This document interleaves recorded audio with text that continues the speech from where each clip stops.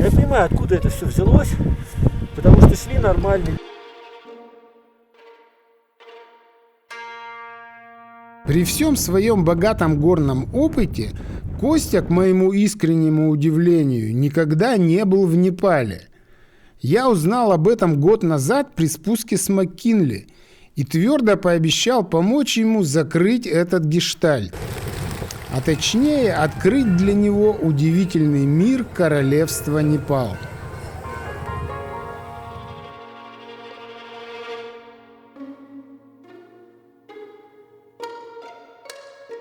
«Непал – это Мекка для туристов и альпинистов», – сказал я ему тогда. «Ты обязательно должен там побывать, а потом из Непала тебя за уши не вытащишь. Помяни мое слово». Хочу сказать, что ни одна поездка до этого у меня не была настолько эмоционально предвкушаемой, как вот эта поездка. Потому что больше всего, наверное, я читал, и больше всего и доступного материала про Гималаи, про район Эвереста. У меня давно была возможность поехать, но все никак не получалось.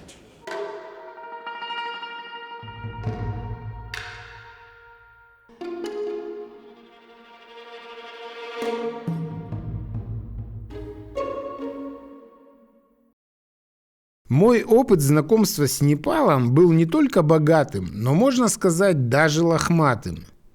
В лохматом 2007 году, прочитав в интернете отчет о трекинге вокруг Аннапурны, мы с женой оказались в кузове джипа, везущего яйца и куриц из Бисисахара в поселок Куди, стартовую точку трека. Тогда еще машины не ездили до Мананга, и вокруг Аннапурны был честный трек своими ногами. Полный круг от Куди до Покхары, без пыльных дорог и гудящих джипов, Wi-Fi и прочих прелестей современной цивилизации.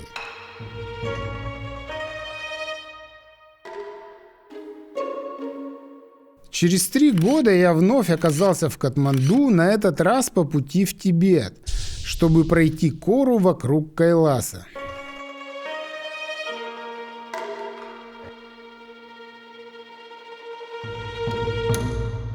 А 14 лет назад, в марте, я впервые поехал в Кхумбу, район Эвереста, чтобы пройти трек 3 перевала. Правда, мы попали в непогоду и прошли только 2, зато сходили на Айленд-Пик, и именно с этого момента я, кажется, по-настоящему влюбился в Непал. Как мальчишка.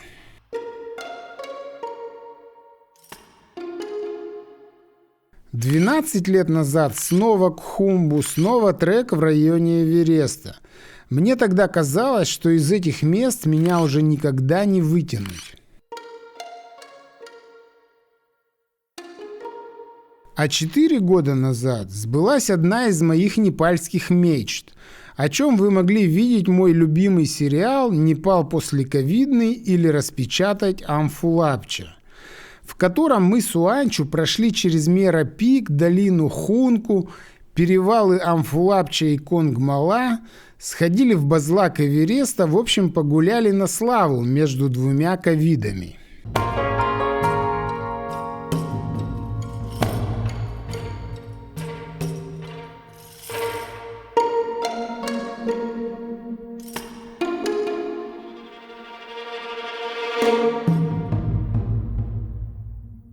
Надо будет, кстати, зайти к Уанчу домой, в Лукле, на обратном пути, чтобы выпить по кружечке чанга.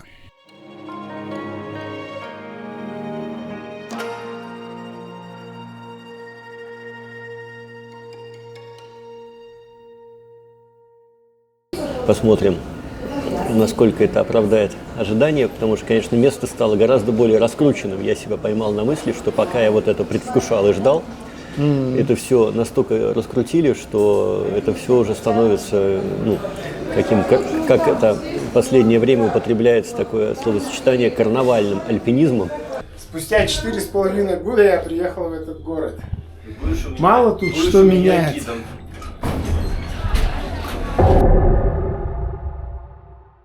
И вот в сентябре месяце Костя кидает мне идею. а давай не просто в Непал съездим, а сходим на Амадаблам до кучи. Я уже все изучил. Маршрут на гору нам вполне по силам. По-честному, без гида, как настоящие альпинисты.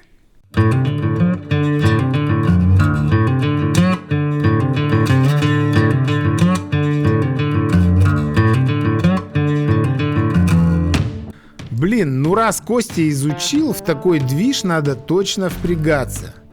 Извините за сленг, но я был очень рад такому развитию событий и сразу же накидал ему план нашей поездки. Ведь кроме Амы я знал там каждую деревню и каждую тропинку. Остальную организацию взял на себя Костя.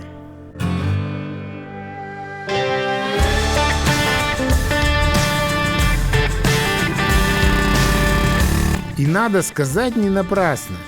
Как опытный аналитик, взвесив все «за» и «против», он выбрал надежного оператора, который нас лично встретил в аэропорту и изо всех сил пытался помешать мне записать подводку к этому сериалу. И вот, друзья, снова приехал в этот город. Спустя 4,5 года прибавилось тут иллюминации.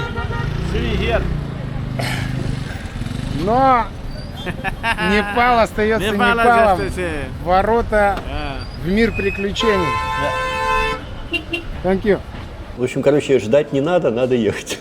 Я что могу сказать.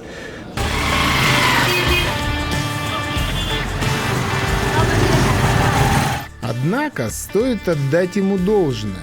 Шрирам, так звали нашего оператора, был расторопным малым. И когда наш отель за $35 оказался овербукинг, он быстро сориентировался и перевез нас в гораздо более крутой, предполагаю, раза эдак в 2 дороже забронированного.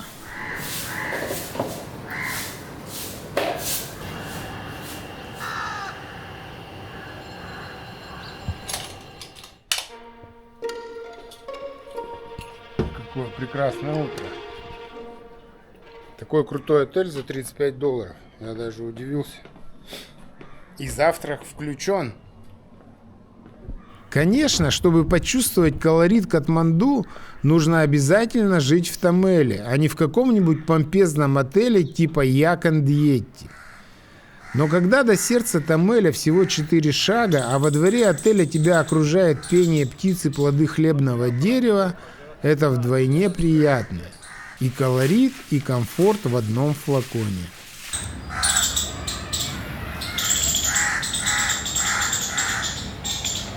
Если кто-то из вас не знает, расскажу, что с апреля 2023 года в Непале ввели обязанность для иностранных трекеров нанимать гида через лицензированные агентства. Никто, конечно, на треке этого не проверяет, но при оплате входа в нацпарк могут спросить. Совещание утреннее.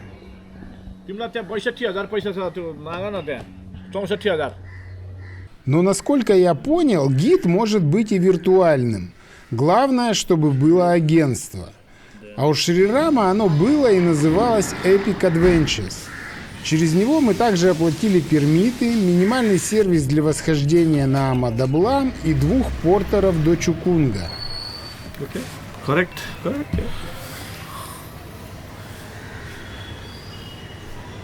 Костя, хотя и привык на восхождениях все таскать сам, но тут не мог отказаться от такой халявы. $22 за целого портера за день.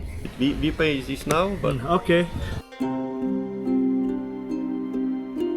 Отдав большую часть нашей наличности в надежные руки, мы почувствовали себя полностью готовыми к предстоящим приключениям. И пошли к ступе Сваямбунатх, в простонародье обезьянья ступа, чтобы в полной мере погрузиться в колорит Катманду. У любознательного путешественника есть несколько опций для этой цели, в том числе храм, где сжигают мертвых, Пашупатинатх, самая большая ступа в мире Боднатх, но мы выбрали Манки Темпл и не торопясь брели по суетливым улочкам Катманду, сверяя направление по Maps.me. Вообще бродить по улочкам – самый верный способ почувствовать этот колорит. Конечно, если у вас есть время и терпение.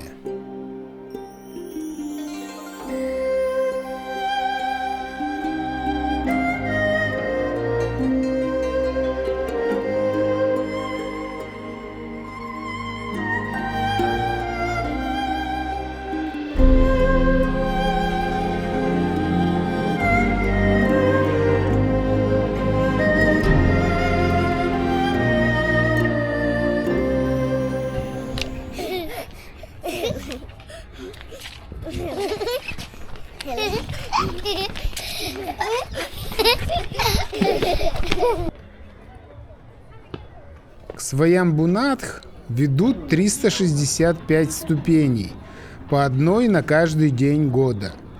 Наверху буддийские ступы соседствуют с индуистскими святилищами, напоминая нам о том, что в Непале разные веры не ссорятся, а живут рядом.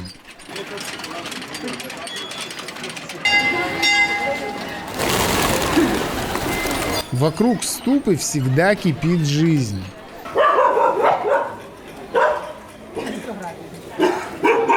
Здесь продают амулеты, флажки, тибетские поющие чаши, картины и магниты на любой вкус и холодильник.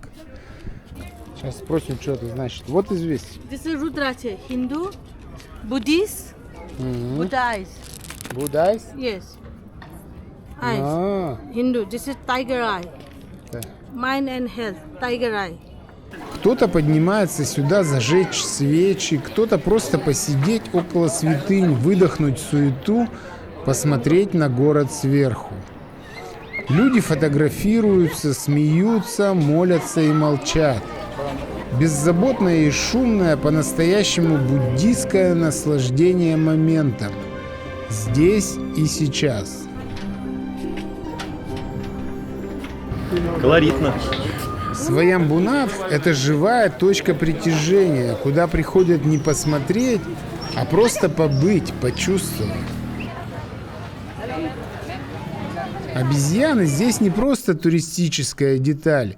Они чувствуют себя полноправными хозяевами этого места. Живут своей жизнью, ловят блох, собирают еду, идут за вожаком, а на людей смотрят как на источник снеков и часть пейзажа.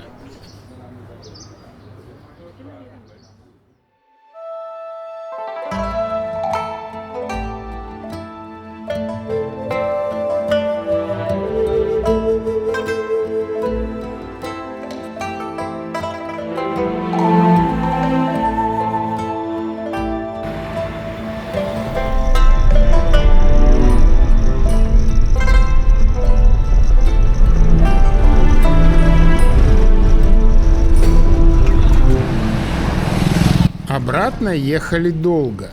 Водитель никак не мог обогнать машину, везущую мусор, который постоянно цеплялся за низковисящие над улицами гирлянды проводов. Грузовик останавливался, ассистент водителя вылезал и фиксировал провода, чтобы мусор мог проехать.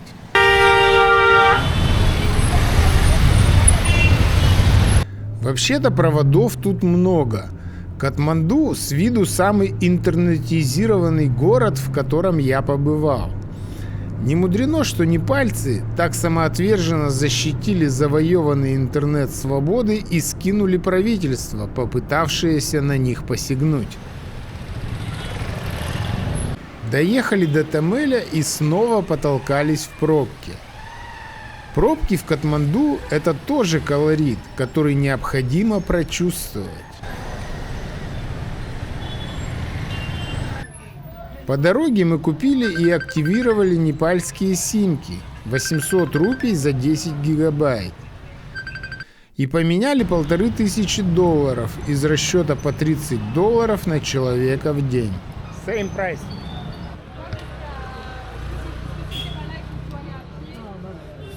Оказавшись в сердце Тамеля, мы купили себе шапку из шерсти яка, 2 снежных якоря на всякий случай и спайксы.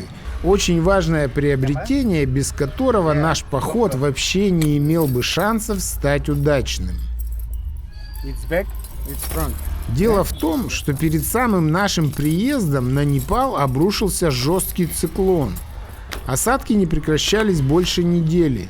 Несколько альпинистов погибли в лавинах. Высокогорные экспедиции одну за другой отменили.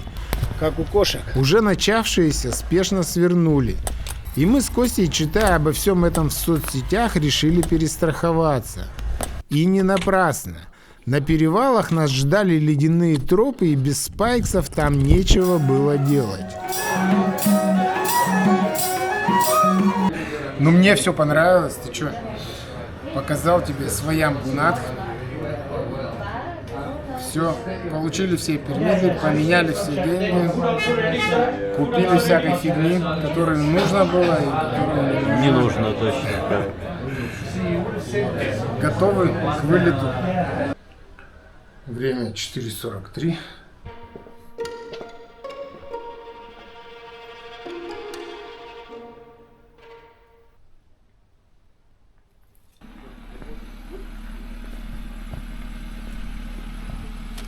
It's your flag?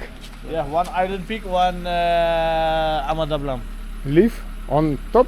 Yeah, on the top like this. Смотри, 5 утра, уже машин много.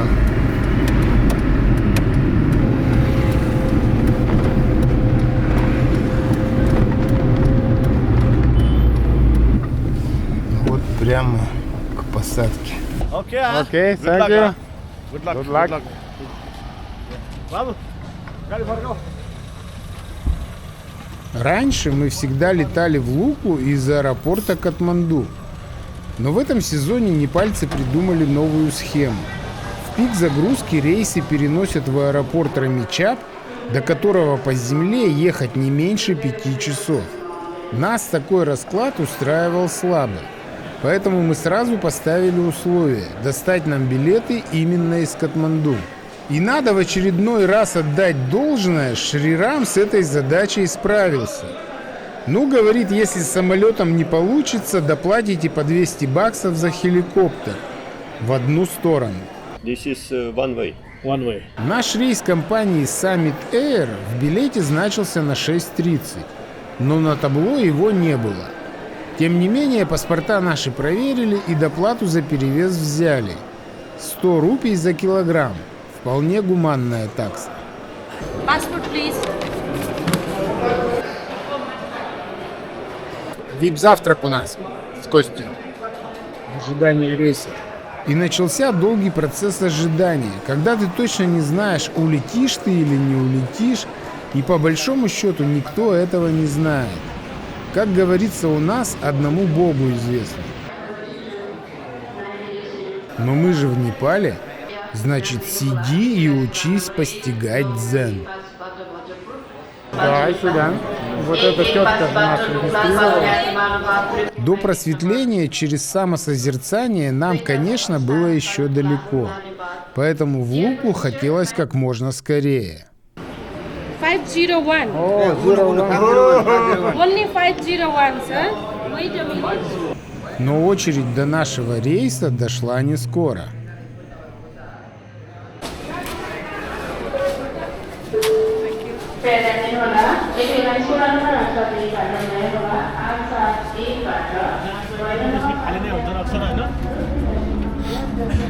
Намасте.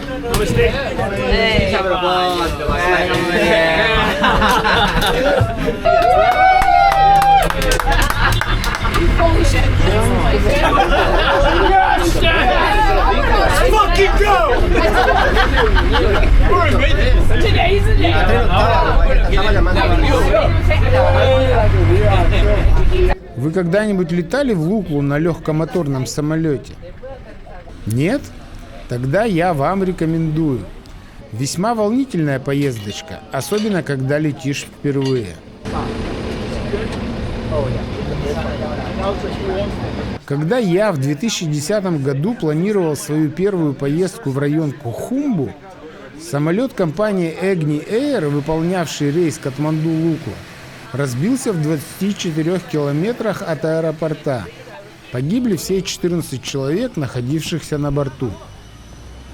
Когда в 2011 году я впервые летел по этому маршруту, я на собственной шкуре понял, зачем в самолетах нужны ремни безопасности.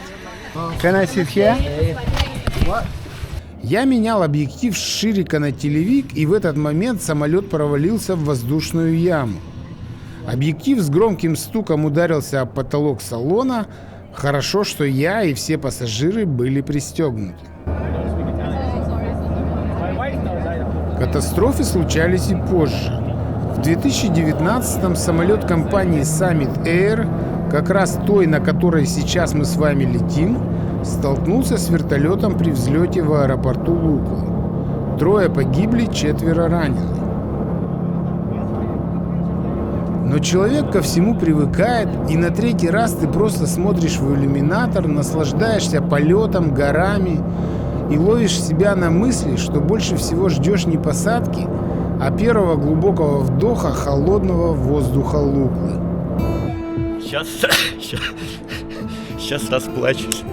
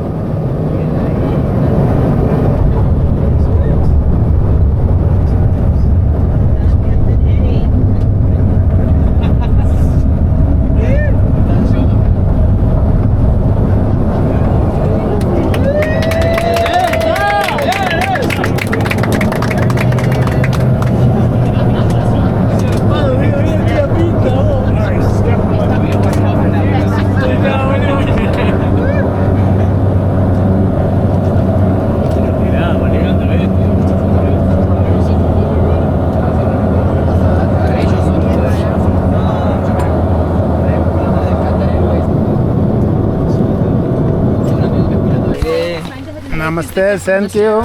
Namaste.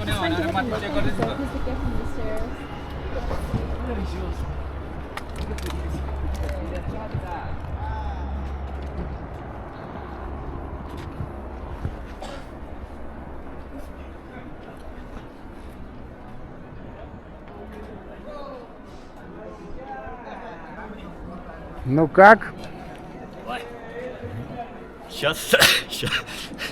Сейчас расплачусь. Крутяк? Да. Повезло с погодкой. Такое освещение. Хорошо, что мы утром не вылетели.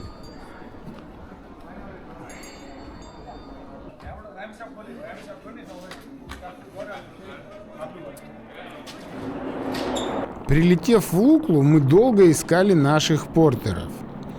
Плохо, когда теперь у портеров есть мобильный телефон. Раньше все было просто. Мы бы назначили встречу у какого-то знакового места, у отеля, у ворот в город или в крайнем случае у памятника Хиллари и Норгею. И без проблем бы встретились там. Теперь же я звоню портеру и спрашиваю: вы где? В кофешопе напротив аэропорта. Иду в кофешоп, их там нет. Звоню снова. Оказывается, этих кофешопов напротив аэропорта целых 3 штуки. Ну, в общем, через полчаса мы все-таки нашли друг друга. Но, как говорится, нет худа без добра. И у Кости было время поснимать взлеты и посадки самолетов в Лукле. Можете посмотреть сами, это весьма занимательное зрелище.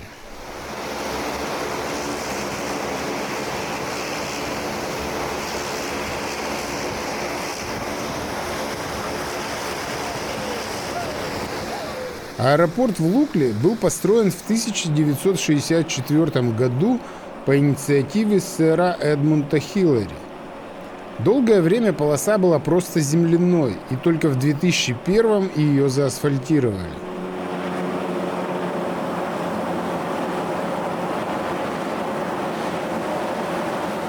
Сегодня взлетно-посадочная полоса всего 527 метров в длину, с крутым уклоном в 12%. Расположена на высоте 2860 метров. Навигационного оборудования в аэропорту нет, поэтому взлет и посадка здесь возможны только по визуальным ориентирам.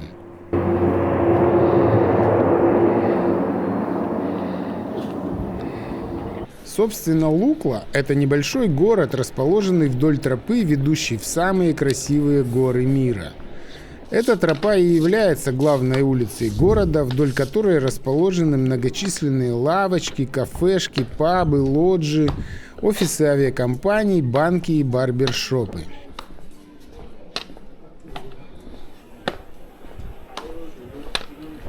Выбор снаряжения в местных бутиках, конечно, не такой большой, как в Катманду или в Намчи. Но если вы прилетели с корабля на бал с чемоданом на колесиках и вдруг забыли дома рюкзак или теплую флиску, в Лукле это можно исправить. В 10:10 мы выходим из Луклы.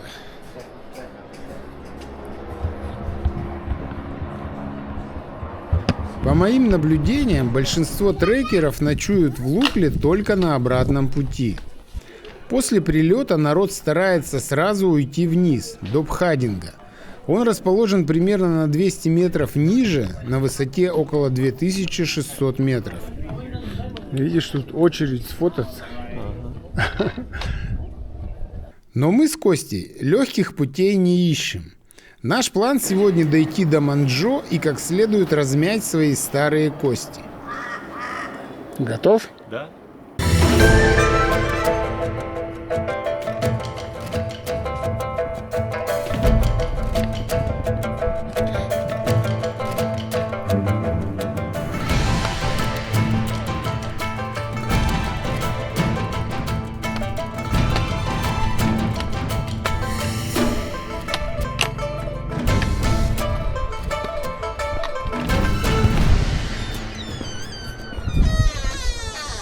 Не успели мы выйти на трек, как наши портеры проголодались.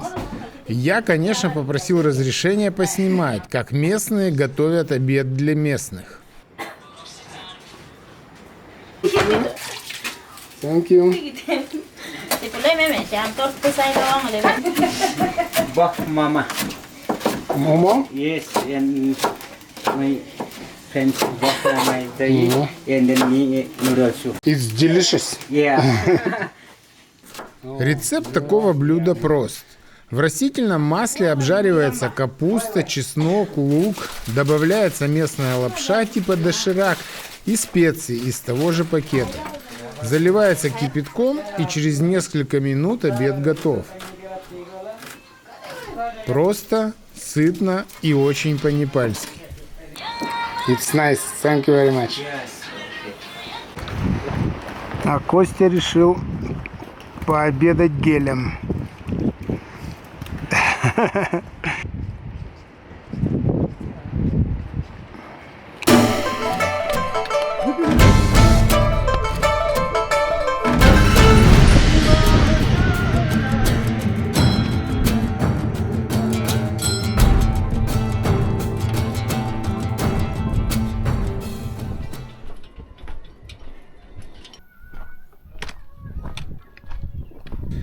Вот такие инсталляции тут называются Money Wall.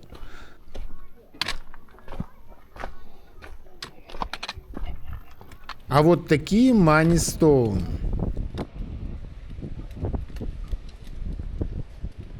А вот эти Prayer Wheels. Их нужно обходить всегда слева по часовой стрелке. Таков тут порядок движения и мысли. На них высечены молитвы или мантры Ом Мани Падме Хум, которые ветер уносит в пространство Вселенной. 6 священных слогов, каждый со своим смыслом. Буквально текст молитвы означает «О, драгоценность в лотосе». А если глубже, пусть драгоценность сострадания расцветает в лотосе сердца, очищая ум и помогая достичь просветления, соединяя мудрость с действием. Ну как, впечатляет? Да. Сколько тут надо было колотиться? Главное, это же все, вот они естественные, эти камни. Про Prayer Wheels стоит сказать отдельно. Внутри каждого барабана спрятан длинный свиток с тысячами тех же самых молитв. Ом Мани Падме Хум.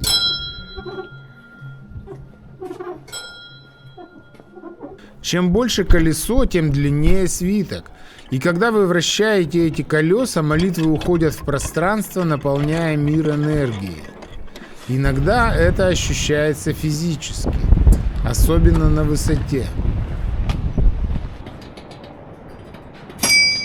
Буддисты вообще нашли гениальный способ делегировать необходимость молиться. Некоторые барабаны здесь вращаются сами, в течение ручья. Молитва уходит, даже когда ты просто проходишь мимо. А это тибетские флажки Тонкла, тоже способ автоматизации молитвенного процесса. Тонкла или лунгта переводится с тибетского как «конь ветра». Это не просто красивые разноцветные гирлянды. Они несут в себе глубокий смысл. 5 цветов, 5 стихий. Синий – небо, белый – воздух, красный – огонь, зеленый – вода, желтый – земля. Баланс, без которого нет гармонии. На флажках часто начертаны все те же мантры, и ветер делает свое дело, разнося их в пространстве.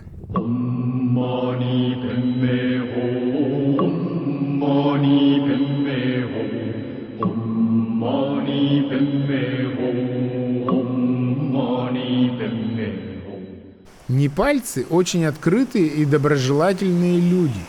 К съемке здесь относятся спокойно, а чаще с улыбкой. Конечно, в глухих деревнях мне встречались пожилые женщины, которые отворачивались и махали рукой при виде большого объектива.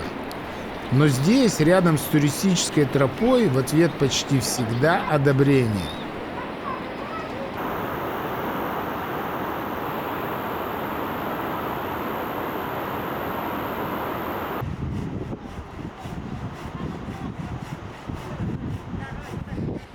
До Пхадинга дошли за 2 часа 8 минут.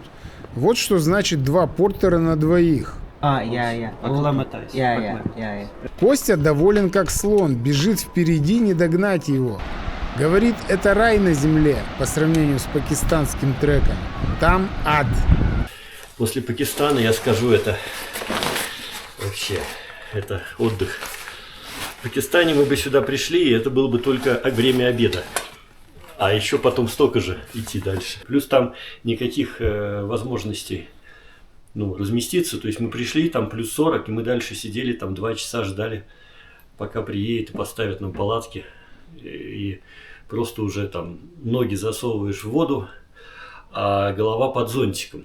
И все, вот только так. А вода ледяная. Так что всем в Непал, ребята. Непал — это цивилизация. Maps.me нам говорила 4 до Пхадинга и 4 до Манджо, да? Ну, знаешь, надо делить. Все. Maps.me-шку.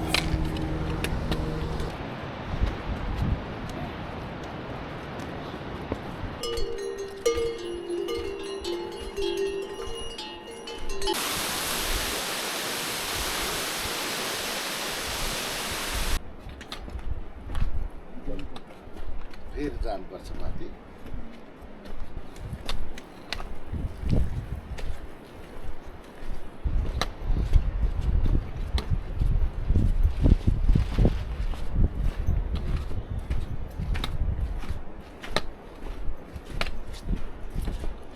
Namaste.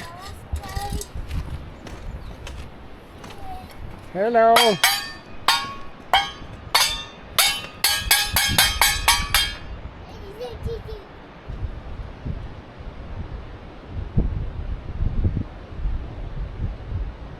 Подвесные мосты, пожалуй, одна из самых ярких визитных карточек не только района Эвереста, но и всей пешей части Непала. Когда тропа пересекает глубокие ущелья и бурные реки, именно мосты сохраняют переход на одном уровне, не заставляя путников спускаться вниз и снова набирать высоту. Подвесные мосты в Непале – это современные инженерные сооружения. Их строительство финансируется зачастую благотворительными организациями. Одной из первых был Himalayan Trust, созданный сэром Эдмундом Хиллари, человеком, который много сделал для развития инфраструктуры в долине Кхумбу, включая школы, больницы и мосты. Почти на каждом мосту есть табличка с названием организации донора. Действующие мосты абсолютно безопасны. Иногда идти по ним страшно, но только в первый раз, ведь человек ко всему привыкает. Только не забудьте уступить дорогу якам или ослам, ведь мосты достаточно узкие. Приближаемся к Монджо. Немножко осталось.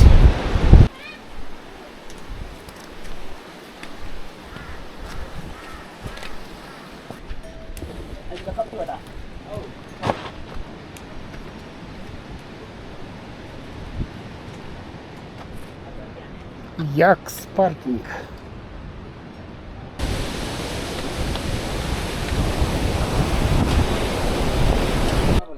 Вот он, Монджу. Гестхаус. Пошли смотреть. We need to check. Yes, okay. We go together and check.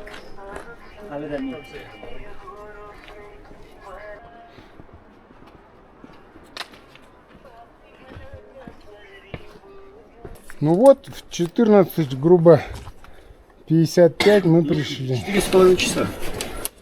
Ага. Yes, a normal room or attached? Attached room. Toilet, shower, inside.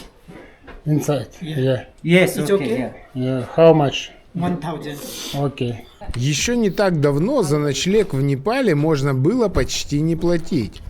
Живи на здоровье, лишь бы заказывал еду в лодже.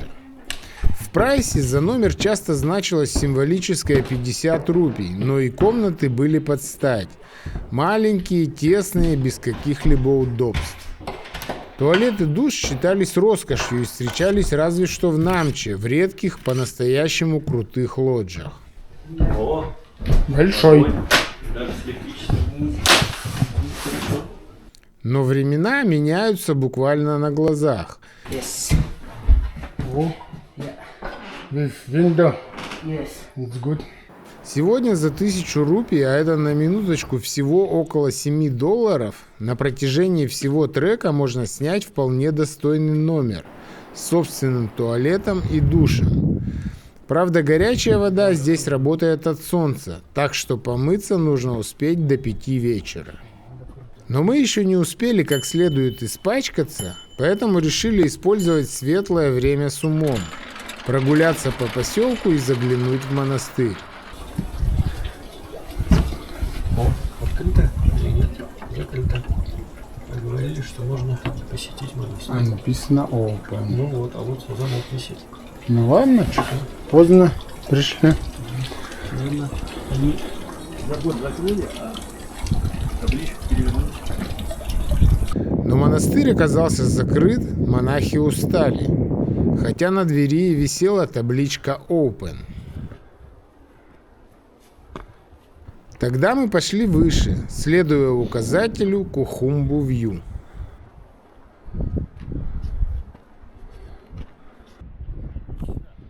Нет, как раз сюда. Вот смотри, вот чекпоинт внизу. Вот, и тут уже сразу Кхумбу вот это начинается.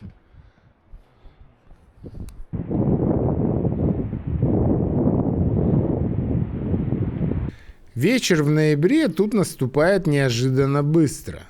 И к 5 часам мы были на ужине. Начать решили с классики. Костя заказал себе долбат. Ты что, первый раз? Да, первый раз пробую долбас. Даже не знаю, как подступиться к нему. Ты рассказывай, с какой стороны. Ну, короче, смотри, самое главное, что если ты проголодаешься, то риса тебе доложат сколько хочешь. Я понял. Вот, так что экономить рис не надо, а экономить все вот это. Да. Вот, ну и все, ты руками, значит, как-то мочишь тут. Рис, берешь рис и его Да. Но засовываешь. видишь, нам ложки дали, поэтому... Всё, не, ну руками дать. Руками мы не будем. Ну, хорошо. Вот, давай. Супер. Будем пробовать. Тут все должно быть вкусно. Видишь, чикен. Да вообще тут, конечно, столько всего.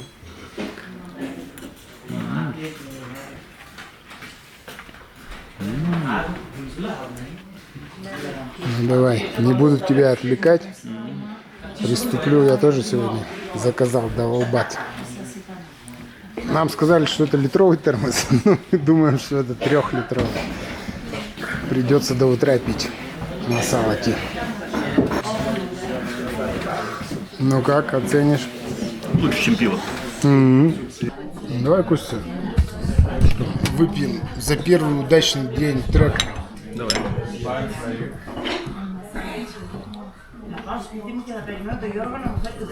Чтобы каждый день трека был еще лучше, чем это. Да, точно. У нас в Пакистане самый первый день был самый ужасный. Вот даже Целищев сказал, что это был самый худший день из всего. Это первый день, когда была жуткая жара.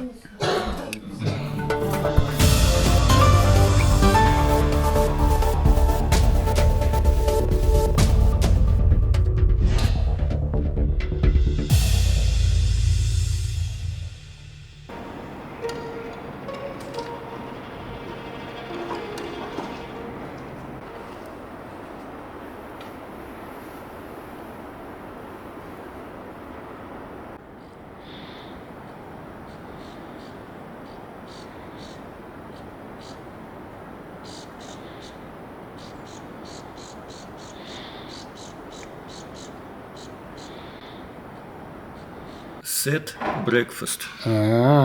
Серьезно, Серьезная вещь. серьезно выглядит. А у меня проще гораздо.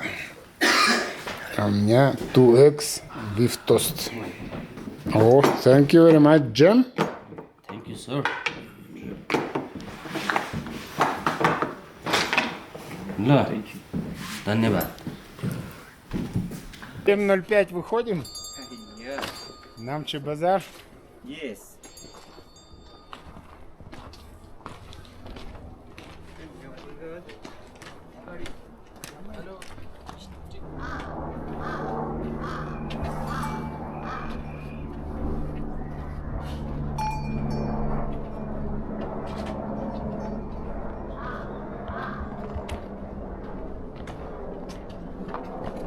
Собачка провожает.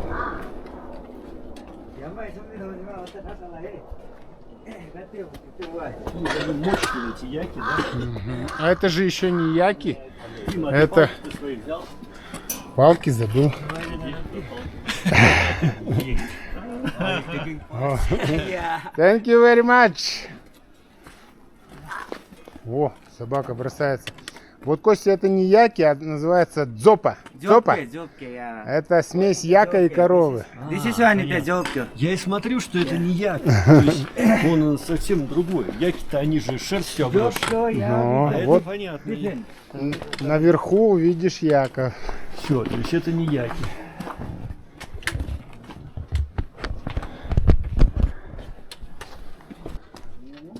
This is Конгде. No. А? No. Kumila. Кумила? Yes.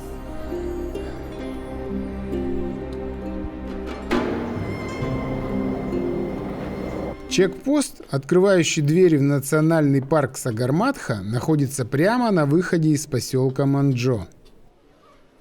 Портерам, как ни странно, тут тоже надо оформлять пермиты, но стоят они раз в 20 дешевле наших. И тут самое время будет познакомить вас с нашими портерами, людьми, без которых нам с Костей сейчас было бы не до съемок. Это наши портеры. Индра and Nima. Sange. Санги. Joshua checkpoint.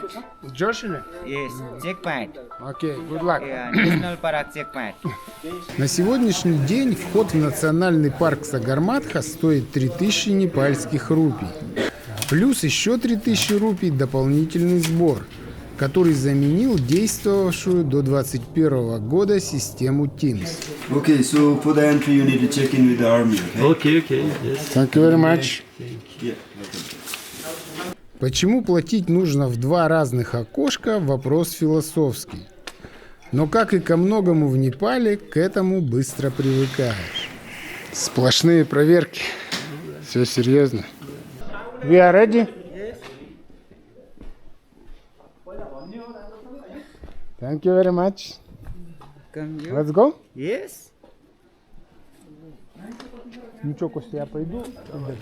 Наверное, многие из вас на протяжении всего трека слышат посторонний шум. Да-да, это они, вертолеты. Сегодня они летят один за другим, перевозят людей и грузы. Если в 2013 году поймать вертолет в кадр для меня было редкой удачей, то теперь от них просто некуда деться. Они стали частью этого пейзажа. И дело тут даже не в шуме. Дело в том, что с появлением вертолетов ушла тишина. А ведь тишина в горах – это не отсутствие звука, это состояние. Это пространство, в котором слышно себя, дыхание, шаги и мысли. То самое сакральное, зачем сюда и приходят. Горы все еще стоят на месте, тропы все так же ведут вверх, но небо над ними уже не такое безмолвное, как раньше.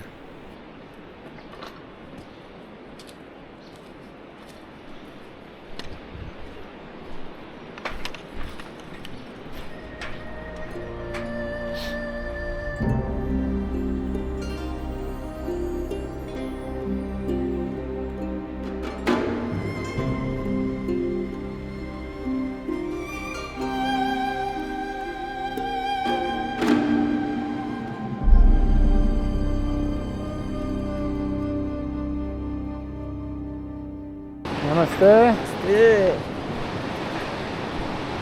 Давай пока впечатление Да. есть, говори. Говорю, что видел много на фильмах, но вот по-настоящему, конечно, все равно очень сильное впечатление производит. Ой, даже прям как-то кажется, что гораздо круче, чем в Пакистане. Посмотрим. И легче. В Пакистане очень тяжело, но не так красиво. Вот.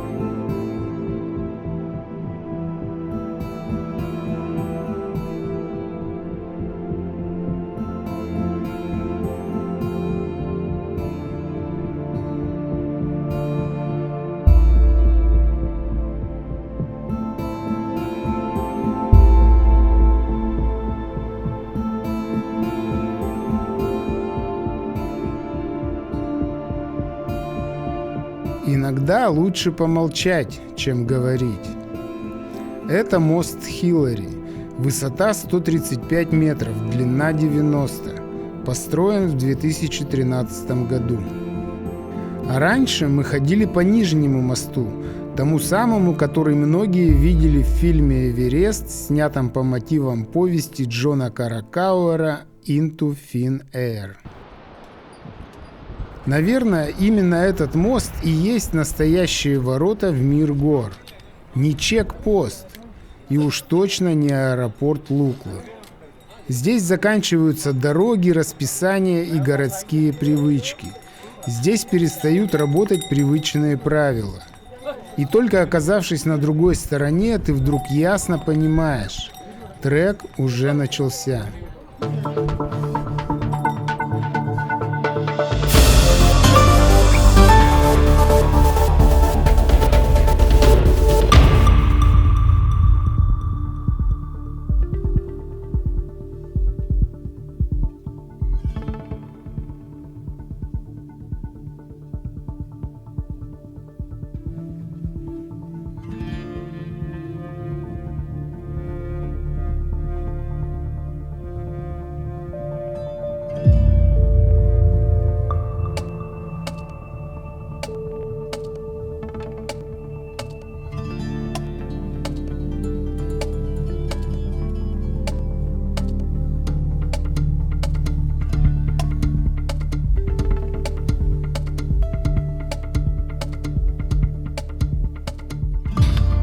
На второй день трека я решил снимать все подряд, чтобы показать тем, кому интересны мельчайшие подробности с технической точки зрения про Непал. Могли бы посмотреть.